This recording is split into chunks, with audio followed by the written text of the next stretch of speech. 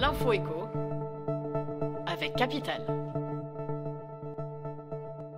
On commence par l'enquête du jour. Israël et la bande de Gaza sont de nouveau en guerre après le déclenchement samedi 7 octobre d'une offensive militaire surprise du Hamas, qui a tiré des milliers de roquettes et infiltré des combattants en territoire israélien. Beaucoup d'observateurs ont été surpris par l'envergure de l'offensive menée par le groupe palestinien, qui est pourtant sous le coup de sanctions internationales.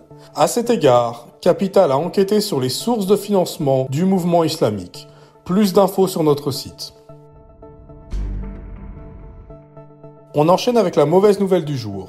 Les partenaires sociaux gestionnaires du régime de retraite complémentaire, Agirc Arrco, ont décidé de revaloriser les pensions par rapport à l'inflation jusqu'en 2026. Ainsi, la retraite complémentaire sera augmentée de 4,9% au 1er novembre. Mais cette hausse ne permet pas d'enrayer le mouvement de baisse des pensions constaté depuis de nombreuses années. La raison est technique et s'explique par le fonctionnement même de la retraite. Retrouvez notre analyse sur capital.fr.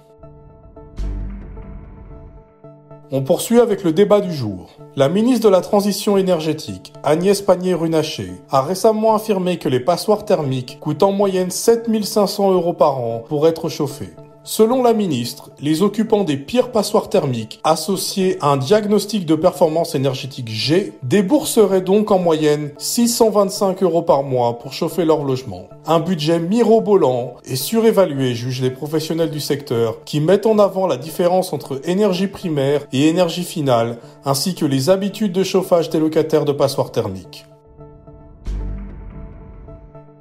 On finit par l'info du jour. Les bailleurs respectent globalement de mieux en mieux l'encadrement des loyers, mais il reste des progrès à faire. Voilà ce que l'on peut retenir en résumé du 3e observatoire publié par la Fondation Abbé Pierre sur l'encadrement des loyers. Pour limiter l'inflation des loyers, plusieurs métropoles, dont Paris, ont mis en place un encadrement strict. Néanmoins, les plafonds maximums autorisés restent régulièrement dépassés par les bailleurs. Pour aider les locataires franciliens, Capital a établi une liste des villes et des arrondissements de la capitale où les locations se trouvent le plus fréquemment hors des clous.